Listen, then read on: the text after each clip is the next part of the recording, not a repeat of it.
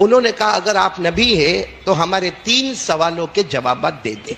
اگر آپ نے ہمارے 3 سوالوں کے جوابات دیے تو ہمیں یقین ہوگا کہ آپ نبی ہیں. اس کی مرضی کے بغیر کچھ ہوتا نہیں ہے. آپ سب کو معلوم ہوگا مکہ مکرمہ میں جناب نبی کریم صلی اللہ علیہ وسلم کے پاس کچھ 14-15 آدمیوں کی جماعت آئی. 14-15 آدمیوں کی جماعت آئی.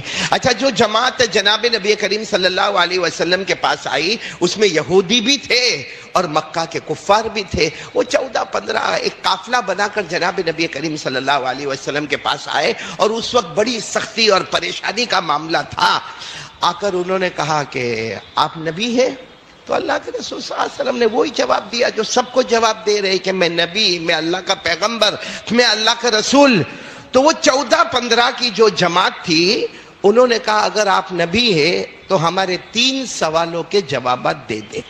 اگر آپ نے ہمارے 3 سوالوں کے جوابات دیے تو ہمیں یقین ہوگا کہ آپ نبی ہیں، کیونکہ یہ جو سوالات ہیں بہت ہارڈ ہے، بہت مشکل ہے اور شاید پورے عرب میں کسی کو معلوم نہیں ہوگا. تو وہ 3 سوالات ہم لے کر آئے. اگر آپ جواب دے دے تو ٹھیک ہے، آپ پیغمبر نبی ہے، اور اگر جواب نہ دے تو جیسا حال ہے ویسا ہی سب حال رہے گا.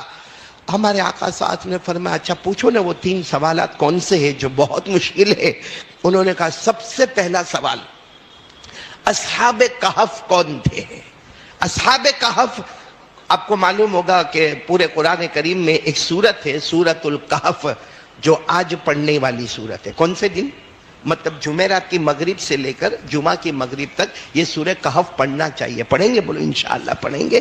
اور ہمارے آقا صلی اللہ علیہ وسلم نے فرمایا میں معراج پر گیا، مجھے اتنے فرشتوں سے ملاقات نہیں ہوئی، لیکن سورہ کہف اتری تو پورا آسمان فرشتوں سے بھرا تھا اور اللہ کی طرف سے آواز آئی میرے مصطفیٰ یہ سورت آ رہی ہے، یہ سورت تمہاری امت پڑھے گی، ہر فتنے سے بچے گی، یہاں تک کہ دجال آئے گا سورہ کہف پڑھنے والے کے قریب دجال بھی نہیں آئے گا. بولو سبحان اللہ. تو یہ سورہ کہف میں اصل میں کچھ جوانوں کا واقعہ ہے جن جوانوں نے ایمان قبول کیا تھا. تو چلو وہ جو آئے تھے 14-15 انہوں نے پہلا سوال پوچھا اصحاب کہف کون ہے، یعنی وہ جوانوں کا واقعہ کیا ہے جو غار میں چھپ گئے تھے. غار میں وہ جوانوں کا واقعہ بڑا عجب ہے کہ کچھ جوانوں نے ایمان قبول کیا. بولو کچھ جوانوں نے ایمان قبول کیا، پوری قوم ان کے پیچھے ٹوٹ پڑی، پوری قوم ان کے پیچھے ٹوٹ پڑی. تو ان جوانوں نے کیا کیا، ایک غار میں گئے، غار میں چلے گئے. جب غار میں چلے گئے نا اور ڈر چاروں طرف سے ڈر تھا، اللہ کی طرف سے اللہ نے ان کو سلا دیا. بولو گھر میں اللہ نے ان کو سلا دیا اور برابر 309 سال کے بعد اللہ نے ان کو جگایا ہے. کتنے سال کے بعد؟ 309 سال کے بعد، جس کو اللہ نے فرمایا وَلَبِثُوا فِي كَهْفِهِمْ 300 سِنِينَ وَازْدَادُوا 9. خیر تو مجھے اس وقت وہ واقعے پر نہیں جانا، یہ تو انہوں نے آ کر ہمارے آقا صلی اللہ علیہ وسلم کو سوال پوچھا کہ پہلا سوال بتاؤ اصحاب بولو کہف کون. اچھا ہمارے نبی نے فرمایا چلو دوسرا سوال بھی بتاؤ. تو کہا دوسرا سوال ہے کہ روح کی حقیقت کیا ہے. ہماری باڈی تو سمجھ میں آتی ہے ہم کو، اور آج پوری دنیا باڈی بنا سکتی ہے. آپ نے دیکھا ہوگا ایسے ایسے اسٹیچو بنے ہیں، اگر آپ انگلینڈ جاؤ اور برٹش کے وہاں ان کے بڑے میوزیم میں جاؤ، آپ کو ایسے ایسے پتلے ایسے اسٹیچو نظر آئیں گے کہ آپ کو لگے گا نہیں حقیقت میں یہ وہی ہے، لیکن اندر روح نہیں ہے. تو روح کیا چیز ہے، وہ کیا ہے روح، جو کسی کو سمجھ میں نہیں آتا. کتنے سوالات ہو گئے؟ 2. اور تیسرا سوال ان کا یہ تھا کہ پہلے زمانے میں ایک بہت بڑا بادشاہ گزرا جس کا نام تھا ذوالقرنین. کیا نام تھا؟ ذوالقرنین. بعض لوگ اس کو الیگزینڈر کہتے لیکن صحیح نہیں، صحیح معلوم نہیں، لیکن ایک بادشاہ گزرا جس کا نام تھا ذوالقرنین. وہ بادشاہ کی پوری زندگی کیا تھی؟ یہ 3 سوالات برابر سمجھنا. پہلا سوال ہمارے آقا صلی اللہ علیہ وسلم کو پوچھا گیا اصحاب کہف کون تھے. دوسرا سوال روح، انسان کے بدن میں جو روح ہے اس کی حقیقت کیا ہے. اور تیسرا سوال پوچھا گیا کہ ذوالقرنین یہ بادشاہ جو گزرا ہے یہ کون تھا. میرے پیارو سننا، اللہ کی ذات کو سننا. ہمارے نبی صلی اللہ علیہ وسلم کو یقین تھا میرا اللہ مجھے بتائیں گے. تو ہمارے نبی نے کہا کل آ جانا، کل آ جانا، یعنی 24 گھنٹے کے بعد آ جانا. آپ کو جواب بتا دیا جائے گا، 24 گھنٹے کے بعد آ جانا۔ یہ لوگ چلے گئے، برابر 24 گھنٹے کے بعد آئے، لیکن ہمارے نبی صلی اللہ علیہ وسلم پر کوئی وحی آئی؟ بولو کوئی وحی آئی؟ نہیں۔ تو ہمارے نبی نے فرمایا کہ نہیں، ابھی تک میرے پاس کوئی جواب آیا نہیں ہے، تینوں سوالوں کے جواب نہیں آئے، کل ٹمورو یعنی کل آ جانا، کل آ جانا۔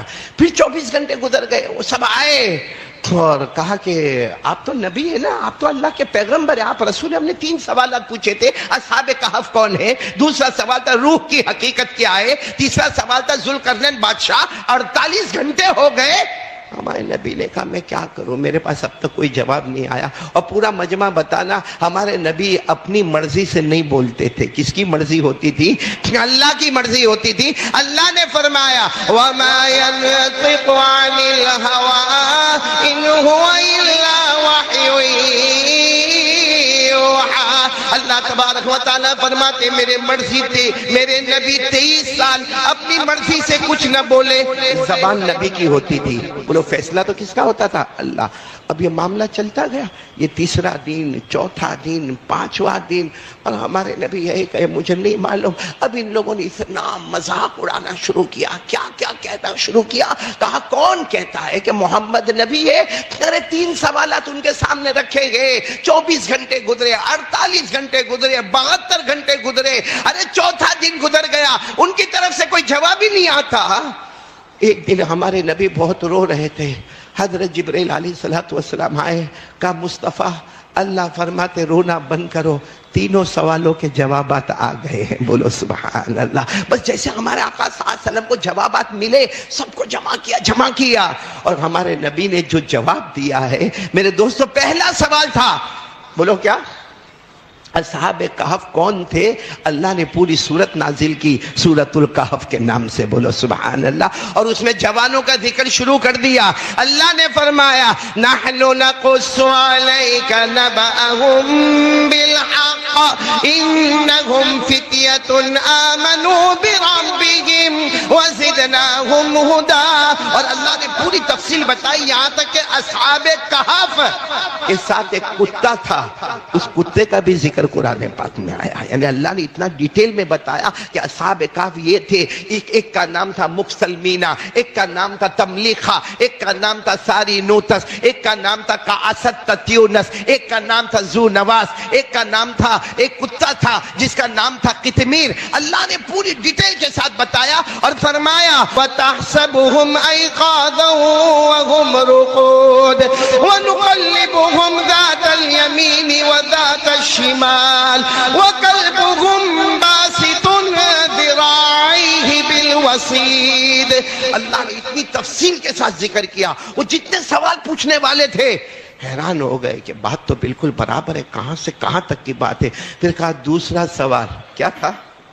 روح کی حقیقت کیا ہے؟ وہ بھی اللہ نے 15ویں پارے میں سورہ بنی اسرائیل میں اللہ نے روح کی حقیقت کو بتایا، اور روح کی حقیقت ایسی ہے کہ میرے پیاروں قیامت آ جائے گی کسی کو سمجھ میں نہیں آئے گا، کیونکہ اللہ کہتے روح ہے ہی نہیں، وہ میرا ایک آرڈر ہے، آرڈر ہوتا ہے تو زندہ ہے، آرڈر جاتا ہے تو مرتا ہے۔ اللہ نے فرمایا وَيَسْأَلُونَكَ عَنِ الرُّوحِ قُلِ الرُّوحُ مِنْ أَمْرِ رَبِّي وَمَا أُوتِيتُم مِّنَ الْعِلْمِ إِلَّا قَلِيلًا۔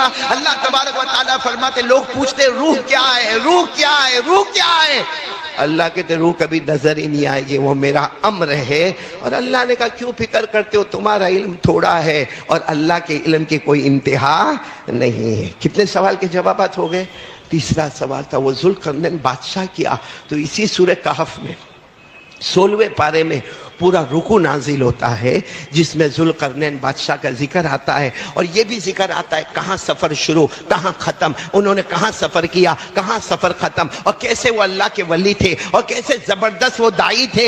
قرآن کریم نے بیان کیا وَيَسْأَلُونَكَ عَنْ ذِي الْقَرْنَيْنِ قُلْ سَأَتْلُو عَلَيْكُمْ مِنْهُ ذِكْرًا إِنَّا مَكَّنَّا لَهُ فِي الْأَرْضِ وآتيناه من كل شيء سببا فأتبع سببا.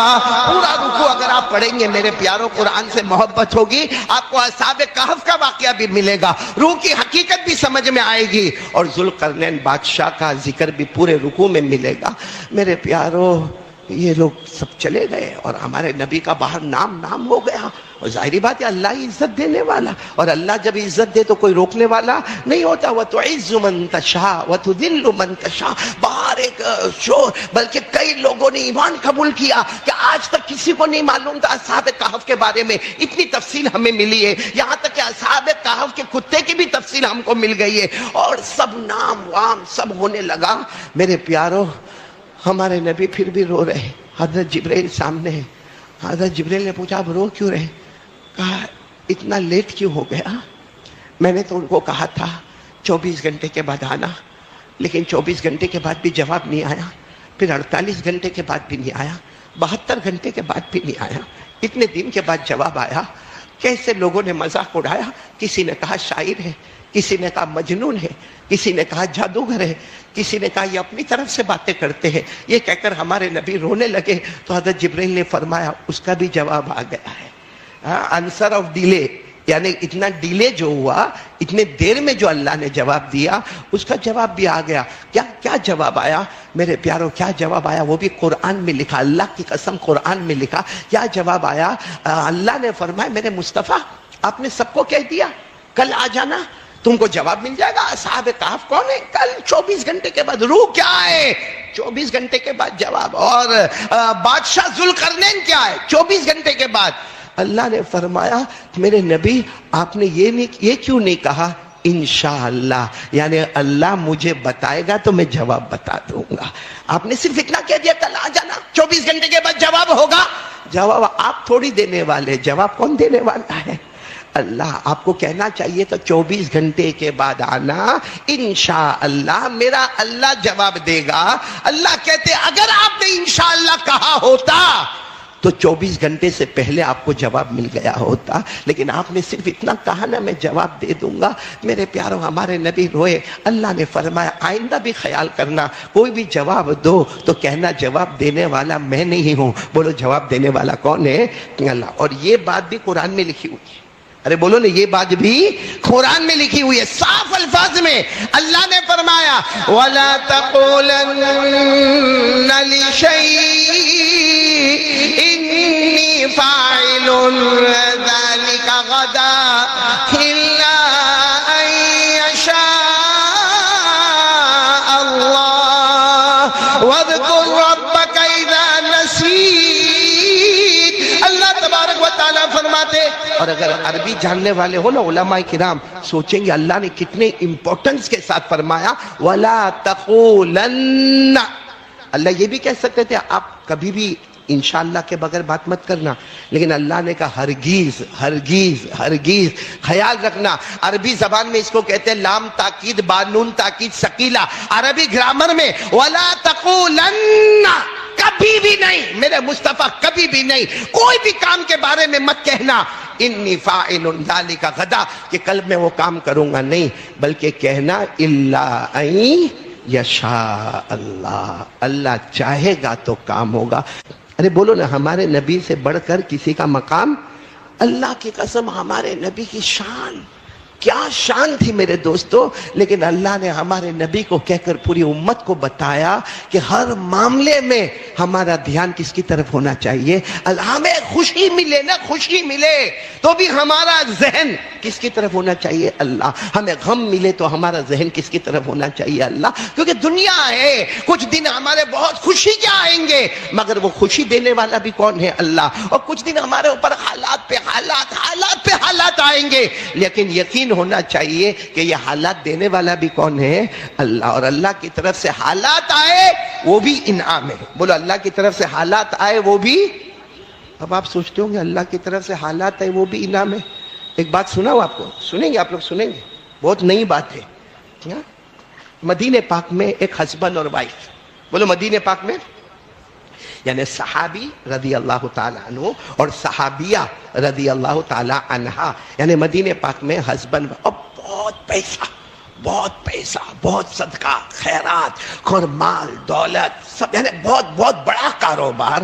ایک دن وہی ہسبینڈ، محبت بھی بہت ہے آپس میں، ایک دن وہی ہسبینڈ جو ہے نا، جو شوہر ہے نا، وہ بہت تھکے تھکائے اپنے کام سے واپس آئے. جب آئے گھر میں آئے تو بیوی نے پوچھا کہ آپ کی عشاء کی نماز تو ہو گئی ہے، کھانا لگا دو. کہا نہیں مجھے کھانا نہیں کھانا، میں بہت تھکا ہوں، مجھے بس ایک گلاس پانی پلا دے اور پھر ہم کھانے کی بات کریں گے. یہ کہہ کر وہ لیٹ گئے اور بیوی پانی لے کر آئی. اور بولو بیوی، اچھا اس زمانے میں ایسا نہیں ہوتا تھا کہ یوں گئے اور فریج کھولا اور بوتل میں ڈالا. اس زمانے میں وہاں ٹھنڈا کرنے کے لیے مٹکوں میں پانی رکھا جاتا تھا. تو ٹھنڈا ٹھنڈا پانی لے کر بیوی آئی. بولو بیوی آ گئے، آ تو گئی، بیوی آ گئی. وہ ٹھنڈا پانی لے کر آگے آئی تو دیکھا کہ شوہر تو سو گئے. بولو شوہر سو، کیونکہ وہ تھکے ہوئے تھے، وہ سو گئے. تو بیوی ایسا یا پانی لے کر یوں کھڑی ہے کھڑی ہے کھڑی ہے کھڑی ہے، یہاں تک کہ فجر کی اذان ہونا شروع ہو گئی. کہا ایسی بیوی آج ملنا بیٹا بہت مشکل کام ہے. تو خیر وہ جیسے ان کی فجر میں آنکھ کھلی تو اپنی بیوی کو کہا یہ کیا کر رہی ہو، یہ کیا پانی لے کر کھڑی ہو؟ میں کہا صبح صبح میں پانی پیتا ہوں. تو کہا نہیں آپ نے رات کو پانی منگوایا تھا. کہاں منگوایا تھا، میں تو سو گیا. تو کہا اس وقت سے لے کر اب تک یہ پانی لے کر. اب وہ تو بھائی بیوی جب ایسا کرے، شوہر کا دل ایسا پیار سے بھر گیا اور اتنے پیار سے کہا مانگ. کیا مانگتی ہے؟ اللہ نے مجھے بہت کچھ دیا ہے، مانگ لے، میرے پاس سے کیا مانگتی مانگ لے، اور جو مانگے گی وعدہ ہے میں تجھے عطا کر دوں گا. تو اس نے کیا کہا معلوم؟ طلاق دے دو، طلاق دے دو میرے کو، طلاق.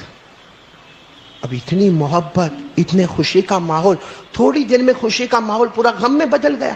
باقاعدہ یہ رونے لگے، کہنے لگے میں تجھ سے کتنا پیار کرتا، کتنا محبت کرتا، اور تو اتنا محبت کرتی ہے کہ پوری رات پانی کا پیالہ لے کر، کٹورا لے کر میرے سامنے کھڑی رہی اور تو کہتی ہے کہ طلاق دے دو. کہا آپ ہی نے کہا تھا نا مانگ، جو میری مرضی میں تھا میں نے مانگا کہ مجھے طلاق دے دو، اور آپ نے وعدہ کیا تھا کہ تو جو مانگے گی وہ میں دوں گا، تو چلو مجھے طلاق دے دو.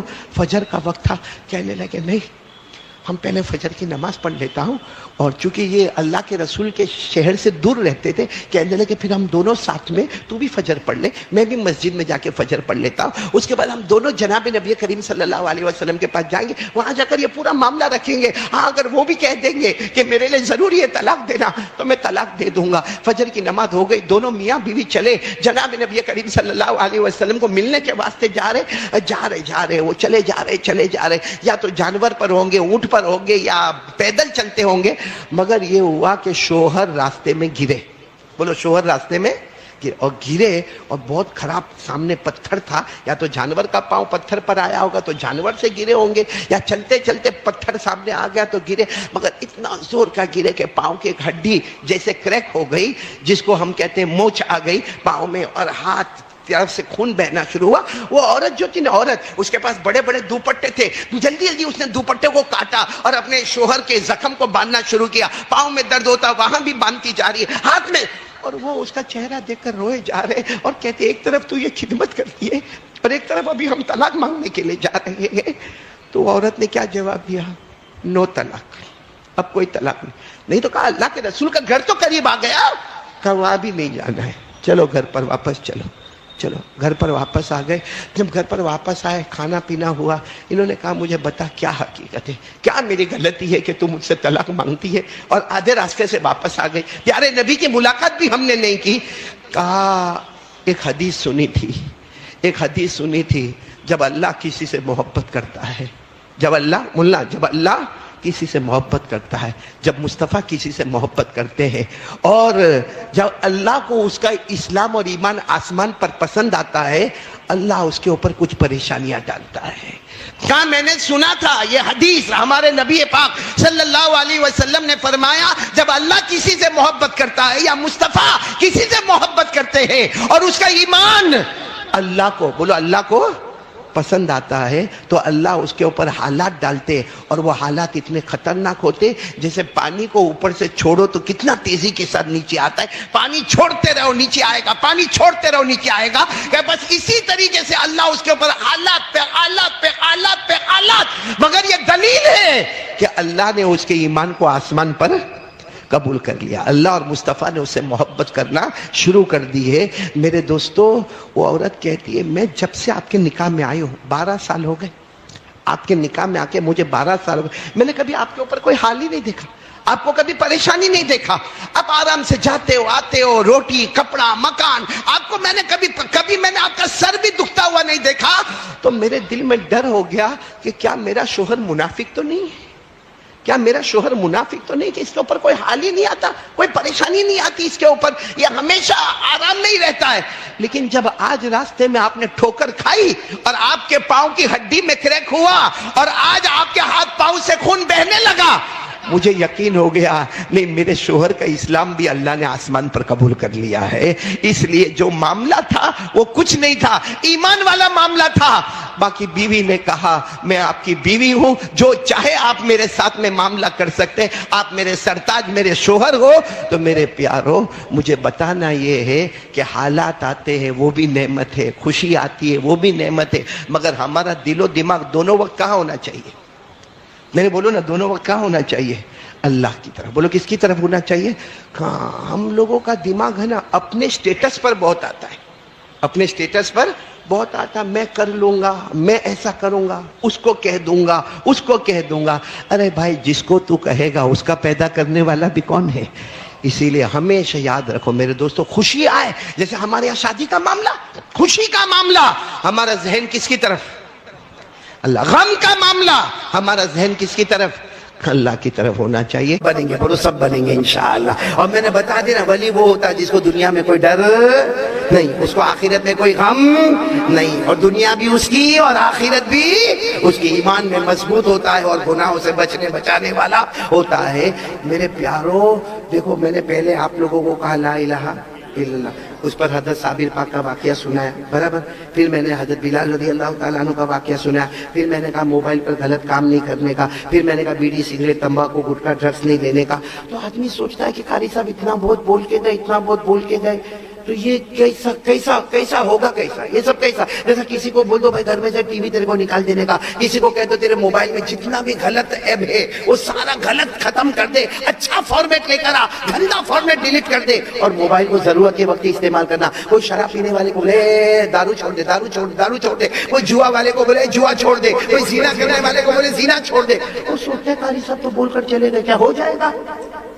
میرے دوستوں، وہ ڈاکٹر نہیں ہے جو آ کر کہہ دے اس کو شوگر ہے، اس کو پریشر ہے، اس کو ملیریا ہے، اس کو ٹی بی ہے، اس کو ٹائیفائڈ ہے، تو وہ بول کر چلا گیا۔ ہم کہیں گے غضب کا ڈاکٹر تھا، حجام تھا کہ ڈاکٹر تھا؟ ٹینشن دے کر چلا گیا، دوا تو بتا۔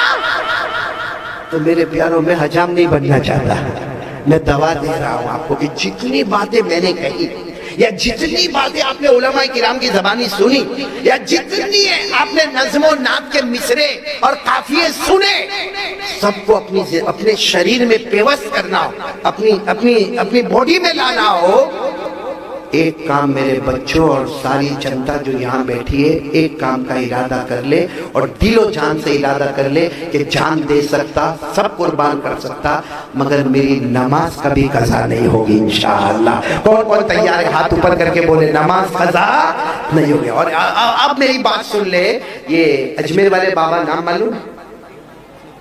خواجہ معین الدین چشتی سنجری رحمت اللہ علیہ، معلوم ہے؟ یہ اجمیر میں تو بعد میں آئے، اجمیر میں بعد میں آئے۔ یہ پہلے سفر کر رہے تھے ملک شام، ساتھ میں بولیں گے کہاں کا سفر کر رہے؟ آواز نہیں آ رہی، بولو کہاں کا سفر کرے؟ ملک، اچھا ملک شام کا یہ سفر کرے۔ اپنے وہ زمانے میں اونٹ گھوڑے کھچر اس پہ بیٹھ کے سفر کرتے تھے، ان کے ساتھ میں کچھ ساتھی بھی تھے۔ اب یہ سفر میں جا رہے، رات کا سناٹا ہوتا جا رہے، سفر میں جا رہے، اچانک ان کے کان میں آواز آئی، اللہ اللہ اللہ اللہ، یہ آواز ان کے کان میں آئی۔ تو یہ سوچے کوئی تو ہے جو اندھیرے میں کیا کر رہا ہے۔ ہم ہوتے تو ڈر جاتے ہے نا، ہم کو کوئی آواز آوے تو رات کو اپنے باڈی میں، کمرے میں، بلکہ کمرے میں 5 ساتھی رہتے ہوئے 4 ساتھی گھر گئے، کتنا ساتھی بچا؟ اور رات کو سوئے گا نا، یہ چادر آیا اپنا ہاتھ ہلا رہا ہے، اپنا پاؤں بھی ہلا رہا ہے، پھر بیچارہ ہمت کر کے لائٹ کھولتا تو اسی کا کرتا لٹکا ہوا ہے۔ یہ میرے کو عجب لگتا ہے، بہت سارے بچے جنات سے ڈرتے ہیں، کائے کو ڈرنے کا بھائی؟ بلکہ اگر آوے تو السلام علیکم وعلیکم السلام، کام بتاؤ، یہ کام کی ضرورت ہے بھائی. یا میر صاحب جیسا کٹھے آدمی ہوئے، آئے کا جنات آتا 100 جناتوں کو پٹا دے ہوئے تھوڑی دیر میں.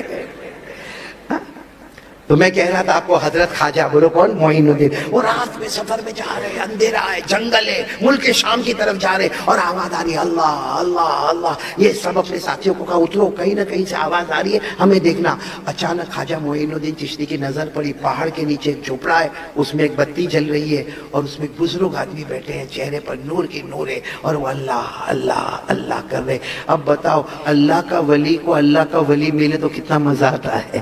بس اتنا فرق ہے کہ وہ بوڑھے ہیں، اور اس وقت خواجہ معین الدین چشتی یہ جوان ہے اور وہ بوڑھے. لیکن خواجہ معین الدین چشتی اللہ کے ولی کو دیکھ کر ایسے تڑپ گئے اور سیدھے گئے ان کے پاس. اب جب دو اللہ کے ولی آپس میں ملے تو پھر کیا باتیں تصوف کی، کیا باتیں سلوک کی، کیا مراقبہ، کیا معرفت، کیا ذکر اللہ، دونوں کے دونوں مگن ہو گئے. پھر خواجہ معین الدین چشتی نے فرمایا مجھے بہت دیر ہو گئی، میں جا رہا ہوں. تو وہ جو بوڑھے میاں تھے نا، وہ کہنے لگے ایک بات سنو، میں روتا تھا، روتا ہوں اور روتا رہوں گا. یہ کہہ کر بوڑھے میاں نے رونا شروع کر دیا. وہ بھی اللہ کے ولی تھے اور یہ جملہ صاف کہا، میں روتا تھا، روتا ہوں اور روتا. تو خواجہ معین الدین چشتی جوان نے کہنے لگے حضرت کیا رونے کی ضرورت ہے؟ آپ کو کھانے کا پرابلم ہے، پینے کا پرابلم ہے، کپڑے کا پرابلم ہے، ہم پورا انتظام کریں گے. ہمارا قافلہ یہاں سے گزرتا جائے گا، آپ کے کھانے کا بھی انتظام، پینے کا بھی انتظام، کپڑے کا بھی انتظام.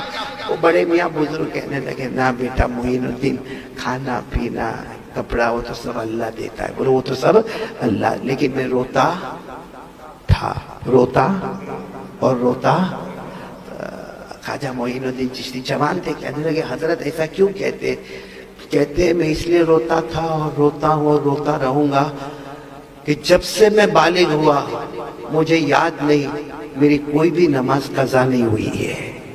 پھر انہوں نے عجب آہ لگا کر کہا بیٹا معین الدین 5 نمازوں کی کیا بات کرو، میری تہجد بھی کبھی قضا نہیں ہوئی ہے. اور پھر انہوں نے جو نوافل گنانا شروع کیا، خواجہ معین الدین چشتی نے اپنے سر پر ہاتھ رکھ لیا، کہا حضرت اتنی نمازیں تمہارے پاس ہے، پھر روتا تھا اور روتا ہوں اور روتا رہوں گا. تو بوڑھے میاں نے پھر چیخ ماری اور چیخ مار کر کہا نہیں روتا تھا، روتا ہوں، روتا رہوں گا، کیونکہ سمجھ میں نہیں آتا اللہ میری نماز قبول کرتا ہے یا میرے منہ پہ مار دیتا ہے، اللہ میری نماز قبول کرتا ہے یا نہیں کرتا ہے. میرے پیاروں وہ پڑھتے تھے اور روتے تھے، پڑھتے تھے اور ہم نہ پڑھتے ہیں نہ رونا آتا ہے. یہاں بہت سارے بیٹھے ہوں گے 15 دن سے فجر نہیں پڑھا، ایک بار آنکھ سے آنسو کا ٹپکا بھی نہیں آیا، ایک ڈراپ بھی آنسو کا نہیں آیا. اب سننا، اب جو میں بات بتانے جا رہا ہوں، خواجہ معین الدین چشتی بھی بہت روئے، کیونکہ وہ اللہ کے ولی نے بات یہ سیکھی کہ نماز تو پڑھتا ہوں لیکن معلوم نہیں اللہ قبول کرتا کہ نہیں کرتا. خواجہ معین الدین چشتی نے وہاں کچھ نہیں کہا، روتے روتے آگے چلے گئے اور آگے چل کر کہا سنو سارے لوگوں سنو، جتنے لوگ ساتھ میں تھے نا، کہا سب لوگ سنو اور میرا پیغام پہنچا دو. اجمیر والے بابا نے فرمایا میرا پیغام پہنچا دو. اللہ نے ہر کلمے والے کو ایک بلڈنگ دی، اللہ نے ہر کلمے والے کو ایک عمارت، ساتھ میں بولو ایک، اور اس بلڈنگ کا نام ہے دارالایمان. دارالایمان ہم سب کے پاس ہے، آپ کے پاس بھی ہے، میرے پاس بھی ہے. بلڈنگ کا نام کیا ہے؟ دارالایمان. لیکن شیخ خواجہ معین الدین چشتی اجمیر والے بابا نے کہا وہ بلڈنگ جو ہے نا، اس کے نیچے جو پلر ہے، پلر فاؤنڈیشن، وہ ہے نماز. وہ کیا ہے؟ آپ نماز کو مضبوط کرو گے، بلڈنگ پہ مالے پر مالے چڑھاتے جاؤ گے. جیسا آپ بمبئی میں جاؤ گے تو 55 مالے کی بلڈنگ نظر آئے گی، اور کہیں ہانگ کانگ وغیرہ کی طرف جاؤ گے تو 100 مالے کی بلڈنگ نظر آئے گی. اور میرے دوستو دبئی میں جاؤ گے تو آدھی بلڈنگ سمندر میں اور آدھی بلڈنگ اوپر چمکتی ہوئی نظر آئے گی. ارے ہم یہاں آگرہ چلے جائے تو ہمیں شاہجہاں کا بنایا ہوا تاج محل نظر آئے گا. خواجہ معین الدین چشتی اجمیر والے بابا کہتے ہیں ہمارے پاس بھی بلڈنگ ہے جس کا فاؤنڈیشن، جس کا ستون، جس کا پلر، بولو کیا ہے؟ نماز مضبوط ہے. آپ کی بلڈنگ بڑھتی جائے گی، بڑھتی جائے گی. دبئی والے کو، ہانگ کانگ والے کو، سب کو کراس کرتے ہوئے آپ کی بلڈنگ جنت میں پہنچے گی اور مصطفیٰ کے دامن میں پہنچے گی. بولو سبحان اللہ. کہاں پہنچ جائے گی ہماری بلڈنگ؟ لیکن فاؤنڈیشن کیسا ہے؟ مضبوط، نماز. لیکن اگر نماز کھوکھلی ہے، 4 دن فجر نہیں پڑھتا ہے، پھر کبھی پڑھا تو پڑھا، پھر 4 دن چھوڑ دیا، فاؤنڈیشن کمزور ہے تو بلڈنگ کیا ہوگی؟ ارے بولو نا احمد آباد والوں، اگر فاؤنڈیشن کمزور ہے تو بلڈنگ کیا ہو جائے گی؟ گر جائے گی. بھائی کمزور ہے، بھائی زور سے جھٹکا لگا تو گر جائے گی. خواجہ معین الدین چشتی نے فرمایا اب سینہ تان کر ایک بات بتاتا ہوں کہ سن لو، اگر فاؤنڈیشن نماز مضبوط ہے تو ہماری بلڈنگ جنت تک جائے گی، اور فاؤنڈیشن اگر کمزور ہے موت کا وقت آئے گا لاکھ کوشش کرے گا مگر کلمہ نصیب نہیں ہوگا، کلمہ نصیب نہیں ہوگا، کلمہ نصیب نہیں ہوگا. یہ آخری بات ہے میرے پیاروں، جو نمازی ہے وہ جنتی ہوگا، بے نمازی کو موت کے وقت کلمہ نہیں ملے گا. بلکہ بعض کتابوں میں لکھا بے نمازی کا جب آخری وقت آتا ہے نا، آخری وقت اکثر لوگ کومے میں چلے جاتے ہیں، بولنے کی طاقت ہوتی نہیں ہے، دیکھنے کی طاقت ہوتی نہیں، وینٹیلیٹر رکھا ہے اور یہ ہاسپٹل میں اللہ سب کی حفاظت فرمائے. لیکن جو بے نمازی ہوتا ہے نا، اس کو اتنی پیاس لگتی ہے موت کے وقت، اتنی پیاس لگتی ہے کہ اگر سمندر کا پانی بھی پورا پلا دیا جائے اس کی پیاس نہیں بجھنے والی. لیکن وینٹیلیٹر منہ پہ پانی مانگے گا تو کس سے مانگے گا؟ پانی مانگ نہیں سکتا. اسی طرح پیاسا تڑپتا، پیاسا تڑپتا، پیاسا تڑپتا، اور پیاسا تڑپا تو تڑپا مگر بغیر کلمے کی دنیا سے چلا جاتا ہے. اس لیے میرے پیارو، پورے بیان کا خلاصہ نتیجہ یہ ہے کہ ہم نمازی بنیں گے. بولو انشاءاللہ. تو سب چیزیں لا الہ الا اللہ بھی ہمارے سینے میں، محمد الرسول اللہ صلی اللہ علیہ وسلم بھی ہمارے سینے میں. بس یہ کرو لا کہ ہم 5 وقت کی نماز پڑھیں گے. بولو کون کون تیار ہے؟ پڑھیں گے؟ بولو پڑھیں گے انشاءاللہ. جس سے معلوم ہوگا کہ آپ کی شان، آپ کا مقام، آپ کا مرتبہ، آپ کی رفعت، آپ کی منقبت کہاں سے کہاں آئی ہے. بڑی عجیب روایت ہے میرے پیارو. ایک مرتبہ بولو جناب نبی کریم صلی اللہ علیہ وسلم تشریف فرمائے. بولو اللہ کے رسول صلی اللہ علیہ وسلم تشریف فرما. عام مجمع بیٹھا ہوا ہے. ایک بوڑھے صحابی آئے. اچھا وہ اتنے بوڑھے تھے کہ چلنے کی طاقت بھی نہ تھی. دھیرے دھیرے دھیرے دھیرے کر کے، اور جب ہمارے آقا صلی اللہ علیہ وسلم کی نظر مبارک پڑی، ہمارے نبی نے فرمایا طریق طریق طریق، یعنی ان کے لیے راستہ بناؤ، ان کے لیے راستہ بناؤ، ان کے لیے راستہ بناؤ. وہ بوڑھے صحابی آئے اور آ کر کیا کہا معلوم؟ اللہ کے رسول میرے ماں باپ آپ پر قربان. اللہ کے رسول بوڑھے بھی آتے کہنے لگے اللہ کے رسول مجھے بتاؤ نا میں روزانہ کتنا قرآن پڑھوں. مجھے بتاؤ نا میں روزانہ، بولو ساتھ میں بولو نا، روزانہ کتنا. ایسا سوال کوئی ہم کو کرتا ہے احمد آباد میں؟ ہاں یہ دے گا، یہ میرا موبائل چیک کر کیوں چلتا نہیں ہے، یہ بتا دو اس کا نیٹ ورک کیوں نہیں آ رہا ہے، یہ ایرر کیوں ہو رہا ہے. وہ صحابی آئے اور بڑھاپا، یعنی آخری درجے کا بڑھاپا، چلنے کی طاقت نہیں، دیکھنے کی برابر طاقت نہیں، سننے کی طاقت نہیں، اور آپ کہہ رہے اللہ کے رسول آپ میرے کو بتاؤ نا میں بہت بڑا آدمی ہوں، روزانہ کتنا قرآن پڑھو. ہمارے آقا صلی اللہ علیہ وسلم نے فرمایا تم بوڑھے ہو نا، تم بوڑھے ہو تو ایک کام کرو، تم روزانہ قرآن میں سے زوات الراء پڑھ لو. روزانہ قرآن پاک میں سے بولو کیا پڑھ لو؟ زوات الراء. زوات الراء کہتے ہیں ہر وہ سورت جس کے شروع میں را ہو، جیسے الف لام را، الف لام میم را. بس قرآن کریم میں یہ جو صورتیں ہیں نا ان کو زوات الراء کہا جاتا ہے. ہمارے نبی نے فرمایا بس یہ صورتیں پڑھ لو، پورے دن میں یہ صورتیں پڑھ لو، زوات الراء والی صورتیں پڑھو. بڑے صحابی کے آنکھوں میں آنسو تھے. نہیں اللہ کے رسول اتنی طاقت نہیں، میری زبان موٹی ہو گئی ہے، میں بوڑھا ہو رہا ہوں، میرے ہاتھ پاؤں میں بہت درد رہتا ہے، میں بستر پر لیٹا رہتا ہوں. اللہ کے رسول یہ زوات الراء بہت بڑی بڑی صورتیں الف لام را والی اور الف لام میم را والی، یہ مجھ سے نہیں ہوگا. تو ہمارے نبی صلی اللہ علیہ وسلم نے فرمایا کام کرو زوات حامیم میں سے کوئی صورت پڑھ لینا. زوات، اچھا زوات حامیم آپ سمجھ گئے ہوں گے، ہر وہ سورت جس کے شروع میں کیا ہوئے حامیم. ہمارے آقا صلی اللہ علیہ وسلم نے فرمایا زوات الراء میں سے نہ پڑھ سکو، زوات حامیم کی جتنی صورتیں ہیں وہ سب کیا کرو پڑھ لو. زوات الراء کی تمام صورتیں نہیں پڑھ سکتے تو زوات حامیم کی ساری صورتیں پڑھ لو. اس صحابی اور بوڑھے تھے نا، اللہ کے رسول نہیں ہوگا کیونکہ ایک زمانے میں پڑھتا تھا، اب مجھ سے نہیں پڑھا جائے گا. یہ زوات حامیم کی صورتیں بھی میرے لیے بہت بڑی ہے. تو ہمارے نبی صلی اللہ علیہ وسلم نے فرمایا چلو میں ایک دم آسان کر دیتا ہوں، آپ مسبحات میں سے سب صورتیں پڑھ لو، جتنی مسبحات والی صورتیں پڑھ لو، کیونکہ مسبحات والی صورتیں دو دو رکوع کی ہوگی تو وہ سب صورتیں پڑھ لو۔ مسبحات مانے کون سی صورتیں؟ جس کے شروع میں کیا ہو؟ سبح کا لفظ ہو، جیسے سبح للہ ما فی السماوات والارض، یسبح للہ ما فی السماوات وما فی الارض۔ ہمارے آقا صلی اللہ علیہ وسلم نے فرمایا ذوات الراء پڑھ لو، انہوں نے منع فرمایا۔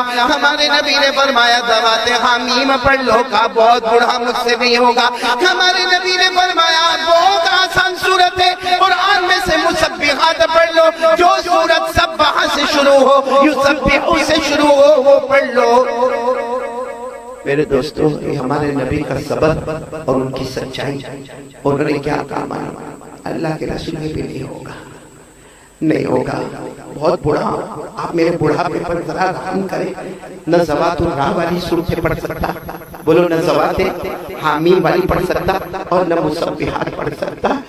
صحیح میں اگر ہمارے نبی کی جگہ کوئی اور ہوتے ہیں، چلو اٹھو جاؤ، کتنی آسانی دینا۔ پہلے ذوات الراء کہا، میں نے یہ تو نہیں کہا کہ پورا قرآن پڑھ لو، ذوات الراء کہا تو منع کر دیا، میں نے ذوات حمیم کہا تو منع کر دیا، میں نے مسبحات کہا تو منع کر دیا۔ کوئی اور ہوتا تو کہتے اٹھو۔ ہمارے نبی صلی اللہ علیہ وسلم نے کیا فرمایا؟ نہیں پڑھ سکتے ہو نا، ایک سورت تو پڑھو، ایک سورت تو پڑھو۔ انہوں نے کہا ہاں ایک سورت تو پڑھوں گا۔ ہمارے نبی نے فرمایا اللہ کی قسم ایک سورت پڑھ لو، دنیا بھی تمہارے قدموں میں ہوگی، آخرت بھی تمہارے قدموں میں ہوگی۔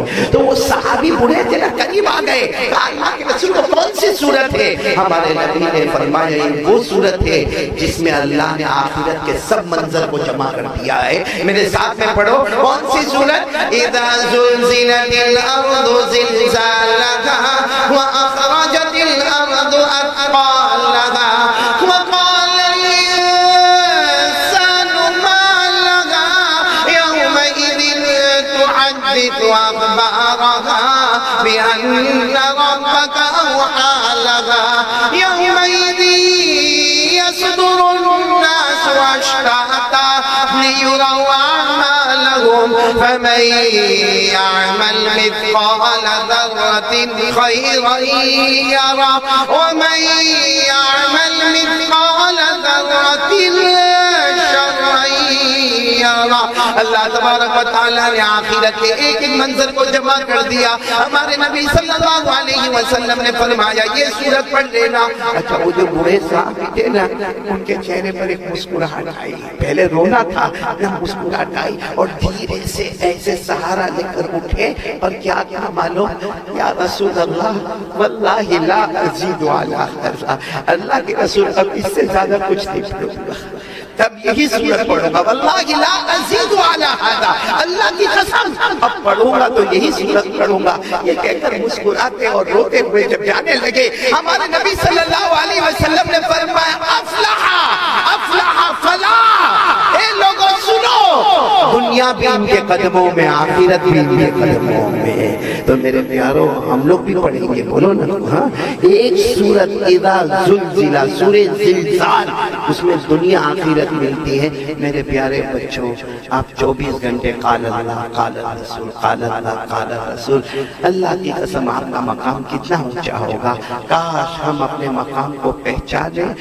ہمارا مقام اللہ کی قسم، کون کہتا ہے، کون کہتا ہے مولانا کی زندگی بہت تنگ ہوتی ہے؟ بے شک تنگ ہوتی ہے، تنگ ہوتی ہے، کیونکہ تنخواہ بھی کم ہوتی ہے تو زندگی تنگ ہوتی ہے، لیکن اللہ کی قسم جو سکون قرآن حدیث میں ملے گا دنیا کی کسی ڈگری میں نہیں ملے گا۔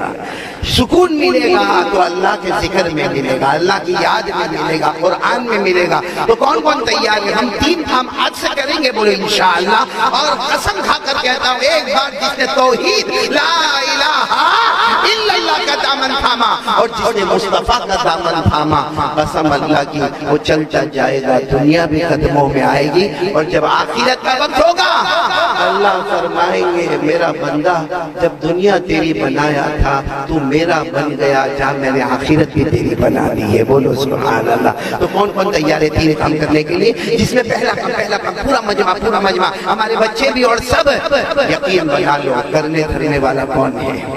نہیں بولو نا، کرنے دھرنے والا کون ہے؟ اللہ۔ میں تو کبھی کبھی کہتا ہوں کہ آسمان کی طرف دیکھو، دیکھو آسمان کی طرف، ہم جب مسجد کے باہر جائیں دیکھو آسمان کی طرف دیکھو، کیونکہ اللہ فرماتے دیکھو آسمان کی طرف دیکھو، بنانے والا کون؟ اس میں چاند ستارے سورج لانے والا کون؟ اور آپ برابر دیکھتے جاؤ آسمان میں کوئی سوراخ نظر نہیں آئے گا، کوئی سوراخ، یعنی آپ یہ نہیں کہہ سکتے کہ یہاں پھٹا ہوا ہے، کوئی سوراخ نظر نہیں آئے گا۔ سوراخ کے بغیر اللہ پانی برساتا رہتا ہے۔ بولو سبحان اللہ۔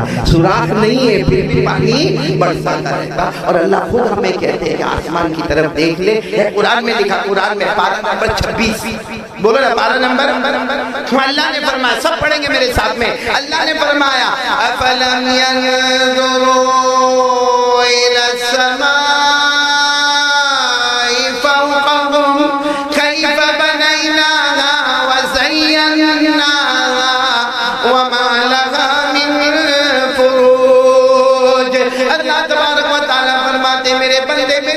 آسمان کی طرف دیکھو، پورا مجمع بولے اسے بنانے والا کون؟ اللہ۔ اس میں چاند ستارے آفتاب مہتاب لانے والا کون؟ اللہ۔ اس میں کوئی سوراخ نظر نہ آئے تو شگاف کو روکنے والا کون؟ اللہ۔ مگر جب بارش کی ضرورت ہو وہی آسمان سے پانی برسنا شروع ہو جائے تو وہ برسانے والا کون؟ اللہ۔ اسی طرح اللہ فرماتا کبھی زمین کو تو دیکھ، زمین کو دیکھ کہاں سے کہاں تک میں نے پھیلایا، کہاں سے کہاں تک پھیلایا۔ اللہ کہتے ہیں میری قسم ہے کسی کی مجال جو اتنی لمبی زمین بنائے۔ بتاؤ ہم زمین بنا سکتے، پیدا کر سکتے؟ ہاں زمین کے واسطے لڑ سکتے، زمین کے واسطے سگا بھائی سگے بھائی کے لیے سامنے چھڑا لے کے کھڑا ہو سکتا ہے، لیکن زمین بنانے والا کون؟ کہاں سے کہاں تک بنایا؟ اچھا اللہ فرماتے ہیں زمین کو مت دیکھ، وہ تو میں نے کہاں سے کہاں بنایا، لیکن ذرا اس کو دیکھ، بڑے بڑے پہاڑوں کو میں نے زمین میں گاڑا ہے۔ کوئی جو اتنے بڑے بڑے پہاڑوں کو زمین میں گاڑ سکتا؟ اللہ نے فرمایا وَالْأَرْضَ مَدَدْنَاهَا، بولو وَالْأَرْضَ مَدَدْنَاهَا وَأَلْقَيْنَا فِيهَا رَوَاسِيَ۔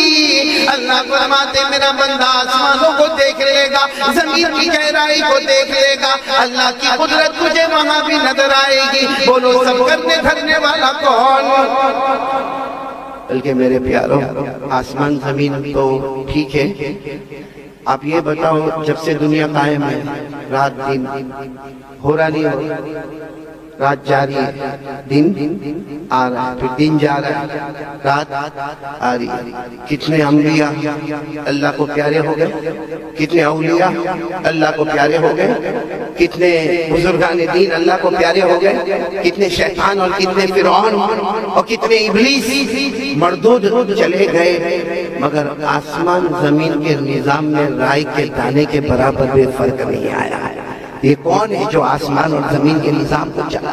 بڑے سے بڑے دنیا سے جا رہے ہیں، جنازہ اٹھ رہا ہے، کفن ہو رہا ہے، دفن ہو رہا، مگر دن اور رات جاتی ہے، دن آتا ہے، دن آتا ہے، بولو رات جاتی ہے۔ اسی لیے اللہ نے فرمایا میرا بندہ آنکھیں کھول، آنکھیں کھول، دل بھی آنکھیں کھول، کبھی رات کے اندھیرے میں اپنی آنکھوں کو سامنے لا، کبھی دن کے اجالے میں لا، اور غور سے دیکھ تجھے اللہ وہاں بھی نظر آئے گا۔ بولو سبحان اللہ۔ اللہ نے فرمایا، پڑھو بچوں میرے ساتھ میں پڑھو، اللہ نے فرمایا وَجَعَلْنَا اللَّيْلَ وَالنَّهَارَ آيَتَيْنِ فَمَحَوْنَا آيَةَ اللَّيْلِ وَجَعَلْنَا آيَةَ النَّهَارِ مُبْصِرًا۔ اللہ تبارک و تعالیٰ فرماتا میرے بندے رات اور دن کو دیکھ لے، رات کے اندھیرے کا جانا، دن کے اجالے کا آنا، بولو یہ کرنے دھرنے والا کون ہے؟ دوستو امید کرتا ہوں کہ آپ حضرات نے اس بیان کو پورا سنا ہوگا۔ بیان کیسا لگا کمنٹ میں ضرور بتانا، اور اپنے دوستوں اور رشتہ داروں کو شیئر ضرور کرنا۔ اللہ تعالی ہم سب کو اس بیان پر عمل کرنے کی توفیق عطا فرمائے۔ تو دوستو پھر ملتے ہیں اگلی ویڈیو میں، جب تک اپنا خیال رکھیے، ہمیں دعاؤں میں یاد رکھیے۔ السلام علیکم ورحمۃ اللہ وبرکاتہ۔